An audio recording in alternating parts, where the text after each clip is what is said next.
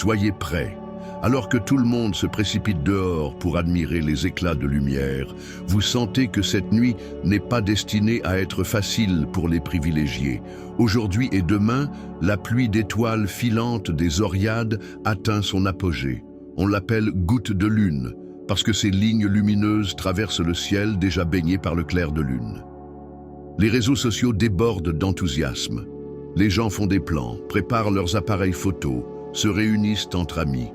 Et on dirait que toute la planète attend avec impatience ce spectacle céleste. Mais pour toi, c'est différent. Alors que les autres rêvent de sortir à la belle étoile, le choix le plus judicieux pour toi est de rester chez toi. Ce n'est pas seulement un spectacle pour les yeux, ce phénomène comporte des flux d'énergie capables d'influencer ceux qui sont sensibles à l'invisible. Pour la plupart des gens, ce n'est que de la beauté. Pour toi, c'est une épreuve. Ce qu'ils appellent magie peut se transformer pour toi en surcharge, en chaos ou en tempête intérieure. Car toutes les lumières dans le ciel ne sont pas sans danger. Et ce qui se déroule aujourd'hui ne ressemble à aucun événement dont tu as été témoin auparavant. Les Orides sont différentes des autres pluies de météores. Elles viennent des profondeurs de l'espace, d'espaces qui ne sont pas liés au rythme terrestre.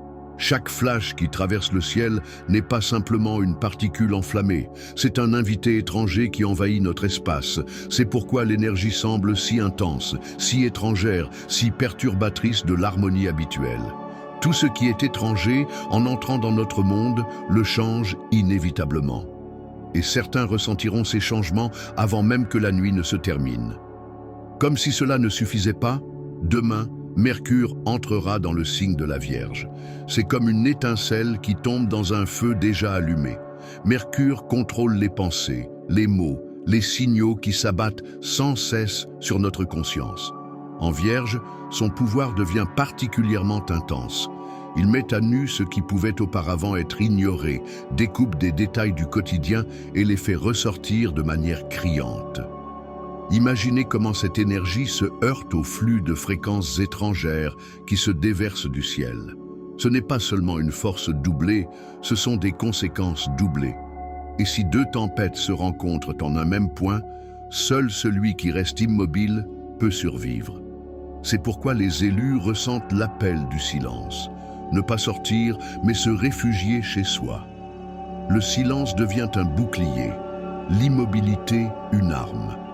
Ceux qui n'écoutent pas cet appel intérieur risquent d'être les premiers à sentir leurs pensées se disperser et leur énergie se dissiper dans le chaos.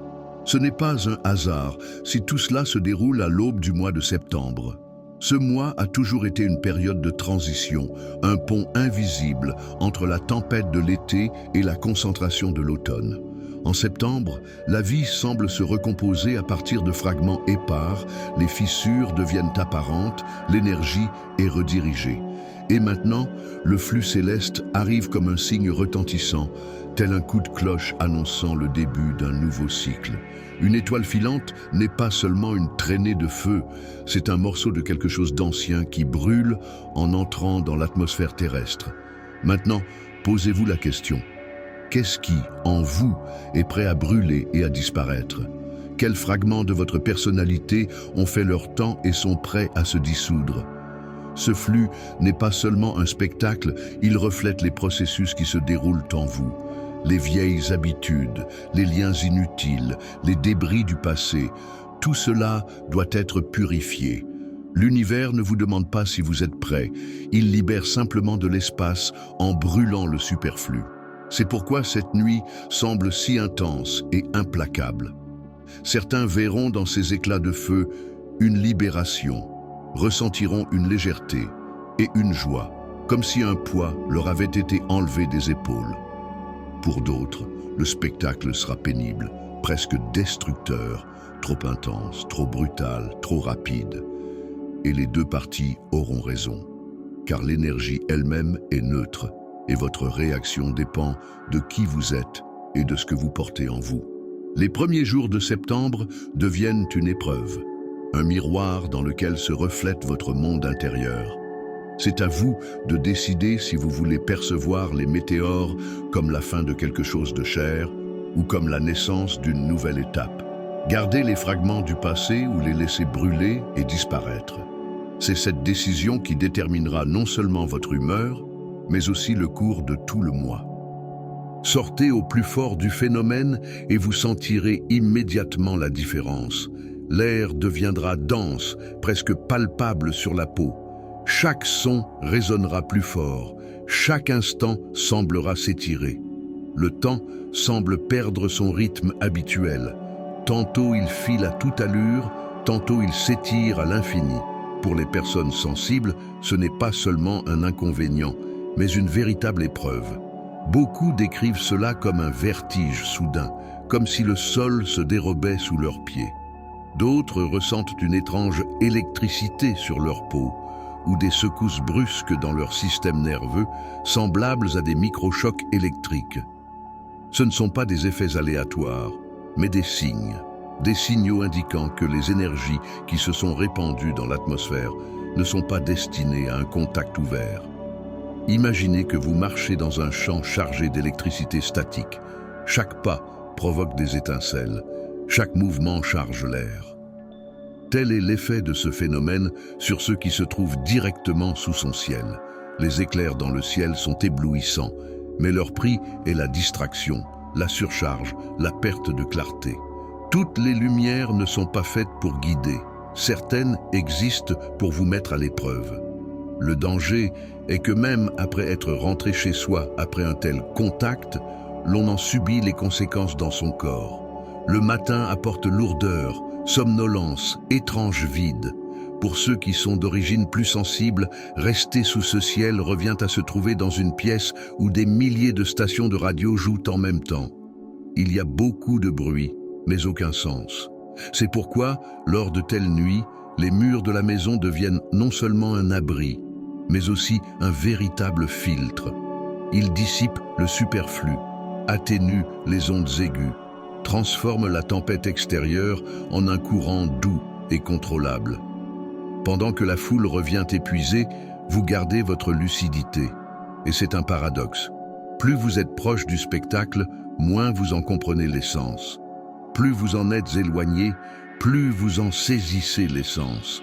La foule court après les étincelles dans l'obscurité, tandis que l'élu garde le véritable feu dans le silence. Mais voici une autre vérité. La plus grande force de cette fenêtre cosmique ne réside pas du tout dans les étoiles filantes. Elle réside dans votre maison, dans votre capacité à rester immobile. Pendant que les gens courent pour prendre des photos, filmer des vidéos, dispersant leur énergie, vous la recueillez en vous.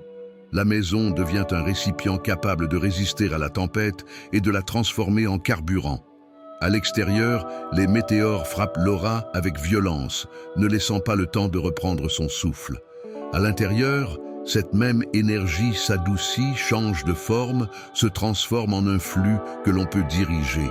C'est comme attraper la foudre et la faire passer à travers un cristal, transformant le chaos en lumière. C'est pourquoi, lors de telles nuits, tu as envie d'être seul. Là où la rue est pleine de bruit, la musique naît à l'intérieur. Là où règne le chaos à l'extérieur, l'ordre et la force apparaissent à l'intérieur. Chaque météore qui s'est consumé laisse derrière lui une vibration qui ne disparaît pas.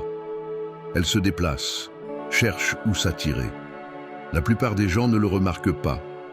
Mais si vous êtes assis dans le silence, concentré, cette énergie s'intègre à votre rythme, remplit vos intentions de force, accélère vos pas. Que faire avec cela? Créer, méditer, écrire les pensées que vous aviez peur d'exprimer auparavant. Dessiner ce que vous ne pouvez pas expliquer avec des mots. Même simplement vous asseoir et respirer au rythme de la musique invisible de la nuit. Ce n'est pas pour les yeux, c'est pour l'esprit. Chaque pensée cette nuit-là pèse 2 fois plus lourd. Chaque intention est multipliée. Alors que certains voient la lumière s'éteindre dans le ciel, d'autres transforment cette lumière en héritage. La foule regarde vers l'extérieur, mais vous regardez vers l'intérieur. La foule perd, vous gagnez. Le matin, après une telle nuit, sera complètement différent. Ceux qui ont couru après les météores ne se souviendront que de fragments, des traînées lumineuses qui se sont éteintes en une seconde. Et vous vous réveillerez avec quelque chose de plus grand, avec clarté, avec légèreté, avec des réponses qui étaient auparavant cachées. Tes pensées seront claires comme du verre après la pluie. Ton corps sera léger, car il n'aura pas été imprégné par le chaos. Et le monde autour de toi t'enverra ses signes.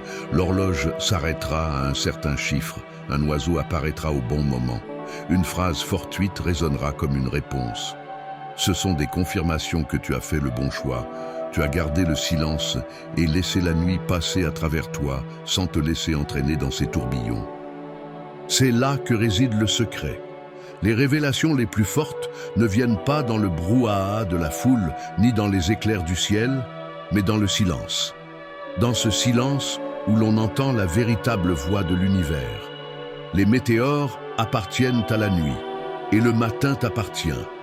Chaque phénomène rare dans le ciel laisse une trace non seulement dans l'atmosphère, mais aussi dans le cœur des personnes qui en sont témoins. Mais cette trace peut être différente. Pour certains, ce n'est qu'un moment d'émerveillement, un éclair brillant, mais bref, sans suite. Pour d'autres, c'est un signe, un tournant, un appel qu'il est impossible d'ignorer. Et c'est précisément à cette deuxième catégorie que vous appartenez si vous vous sentez proche des mots sur le choix du silence et du chemin intérieur. Ces nuits-là, le monde se divise en deux couches. L'extérieur, où les foules courent après la beauté, et l'intérieur, où naissent la compréhension et la force. La couche extérieure est éphémère, sa beauté meurt avec l'aube. Mais la couche intérieure vit plus longtemps. Ses échos vous accompagnent pendant des semaines, voire des mois. Le sens est de remarquer cette différence, de voir que votre expérience n'est pas un spectacle, mais un voyage. Et ce voyage commence lorsque vous choisissez de ne pas suivre tout le monde, mais de rester à l'écart. Ce n'est pas de l'isolement, c'est la découverte d'un espace où le ciel se reflète en vous-même. Chaque météore brûle là-haut, dans les hauteurs, mais son énergie, son élan peuvent se refléter en toi si tu ne te laisses pas distraire par les lumières extérieures. C'est ainsi que s'éveillent en toi les pensées que tu avais mises de côté. C'est ainsi que surgissent les sentiments qui attendaient leur heure. C'est ainsi que naît le travail intérieur qui se transforme ensuite en action. Le silence ne signifie pas le vide. Le silence est une porte. C'est dans le silence que l'on entend les mots qui ne parviennent jamais à travers le bruit de la foule. C'est dans la solitude que naissent les révélations impossibles à tirer de la course collective vers l'illusion. C'est pourquoi il est si important d'apprendre à apprécier ces moments rares. Ils ne se répètent pas à l'identique. Chaque flux, chaque flash est unique. Et votre réaction à ceux-ci est également unique. Aujourd'hui, vous voyez une chose. Demain, c'est tout autre chose. Mais l'essentiel est que vous avez toujours le choix. Courir après l'image ou laisser l'image entrer en vous et se transformer en sens. Il y a quelque chose de paradoxal dans le fait que les confirmations les plus fortes ne viennent pas de l'extérieur, mais de l'intérieur. Vous pouvez regarder le ciel et ne voir que des lumières. Vous pouvez écouter les gens autour de vous et n'entendre que de l'admiration. Mais lorsque vous restez seul avec vous-même, dans le silence de votre chambre, c'est alors que vient la véritable clarté. Elle se manifeste par de petits signes. Soudain, des questions qui vous tourmentèrent depuis longtemps deviennent compréhensibles. Vous acquérez une certitude dans une décision pour laquelle vous n'aviez pas assez de force auparavant, ou vous ressentez soudainement une profonde légèreté, comme si un poids avait été enlevé alors que tout est resté pareil à l'extérieur. Et cette clarté vaut plus que toutes les lumières, car elle reste avec vous. Les dons intérieurs ne sont pas aussi spectaculaires. On ne peut pas les montrer avec un appareil photo, ni les publier sur les réseaux sociaux. Mais ils ont une valeur infiniment plus grande, car la lueur extérieure des météores s'éteindra en quelques secondes, tandis que le feu intérieur qu'ils allument peut briller pendant des mois. Et même des années plus tard, lorsque vous aurez oublié la date exacte de ce phénomène, le souvenir de ce que vous avez ressenti à l'intérieur restera avec vous. Ces souvenirs vous guideront lorsque la lumière extérieure aura disparu. Et alors, il deviendra clair que la véritable valeur ne se trouve pas dans le ciel, mais dans ce que vous avez réussi à accepter pendant qu'il brillait. Beaucoup ne le comprendront pas. Pour la plupart, tout sera vite terminé. Ils sortiront, regarderont, se réjouiront, prendront une photo et retourneront à leurs occupations. Et dès le lendemain, ils auront oublié qu'il s'est passé quoi que ce soit. Mais vous vous en souviendrez. Tu ne porteras pas en toi une image, mais une expérience. Et cette expérience deviendra ta force. Car chaque fois que tu choisis la profondeur plutôt que la superficialité, tu deviens plus fort. Chaque fois que tu écoutes le silence plutôt que le bruit, tu t'entends plus clairement. Et ce chemin n'est pas celui de la majorité, mais celui de ceux que l'on appelle les élus. Au milieu d'un tel chemin, il y a toujours un moment où il faut se confirmer à soi-même sa volonté. Car il ne suffit pas d'écouter ou de lire, il faut confirmer sa décision par l'action, qu'elle soit simple mais consciente. Parfois, cela peut être un petit geste, un signe à soi-même. Parfois, c'est un mot. Ici, cela se traduit par le fait de faire un pas, s'abonner à la chaîne et écrire dans les commentaires le mot « Je suis prêt ». Ce n'est pas une formalité, mais la confirmation que vous acceptez le défi de cette nuit, que vous n'êtes pas un observateur, mais un participant, que vous acceptez d'aller plus loin que ne le permettent la foule et l'agitation. Lorsque vous dites « Je suis prêt », que ce soit dans vos pensées ou par écrit, vous apposez en quelque sorte un saut intérieur. Cette affirmation déclenche une série de changements. À partir de ce moment, vous n'êtes plus simplement un spectateur ou un témoin du phénomène. Vous devenez un participant au processus, une partie intégrante du dialogue caché que l'univers entretient avec chacun d'entre nous. Il est important de comprendre que ces affirmations ne fonctionnent jamais pour l'auteur du texte, mais pour vous-même. C'est un outil qui permet à l'énergie qui arrive lors de ces nuits de s'ancrer dans votre espace. Car qu'est-ce que la préparation? Ce n'est pas seulement un mot, c'est un état. C'est l'ouverture au changement, à la croissance intérieure, à la purification de ce qui vous gêne. Et la pluie d'étoiles filantes symbolise justement cela, la combustion de l'inutile, la libération du lourd, l'éveil du nouveau. Lorsque vous dites « je suis prêt », vous vous mettez en résonance avec ce processus. Et alors, les changements se produisent plus rapidement et plus doucement. Vous ne résistez plus. Vous flottez au rythme de l'univers. C'est pourquoi la conclusion de cette conversation ne se résume pas à de simples conseils ou à la description d'un phénomène. Elle ressemble davantage à une invitation.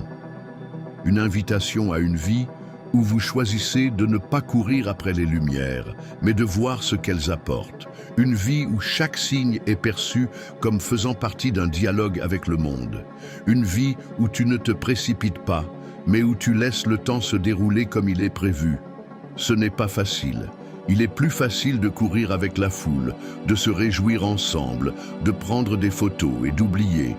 Il est beaucoup plus difficile de s'arrêter, de rester seul, d'écouter et d'attendre. Mais c'est précisément dans cette difficulté que se cache la véritable récompense. Quand le matin viendra, le monde extérieur semblera normal. Les gens se dépêcheront pour vaquer à leurs occupations, parleront de leur travail, discuteront de l'actualité. Et personne ne remarquera que le ciel a brûlé pendant la nuit. Mais vous saurez que quelque chose a changé. Même si les changements ne sont pas visibles immédiatement, ils ont déjà commencé. Tu marcheras dans la rue et tu te rendras soudain compte que tu regardes le monde avec un regard différent. Tu entendras des mots familiers et tu les comprendras d'une nouvelle manière. Tu remarqueras de petites coïncidences qui t'échappaient auparavant. Et ce sont précisément ces petits détails qui te confirmeront que la nuit a laissé une empreinte en toi. Et que cela soit ta dernière leçon. Choisis toujours ce qui reste avec toi plus longtemps qu'un instant. Une étoile filante brûle en une seconde, mais la clarté dans ton cœur peut durer des années. La lumière extérieure disparaît, mais celle qui est en toi brille tant que tu la préserves. Que cette nuit t'apprenne l'essentiel. Tout ce qui éblouit ne vaut pas forcément la peine d'être suivi. La vraie lumière crie rarement. Elle est silencieuse, mais suffisante pour te guider toute ta vie. C'est ainsi que s'achève ce voyage à travers les mots, mais la véritable suite t'attend dans le silence. Lorsque tu fermeras la page, lorsque tu poseras ton appareil, essaie de rester au moins un instant dans le silence. Laisse-le te remplir, comme il remplit l'air avant l'aube. Laisse-le te dire plus que toutes ces lignes ne t'ont dit. Car c'est ainsi que fonctionne cette énergie. Elle arrive d'abord sous forme de signes, puis se transforme en expérience, avant de devenir ta propre lumière.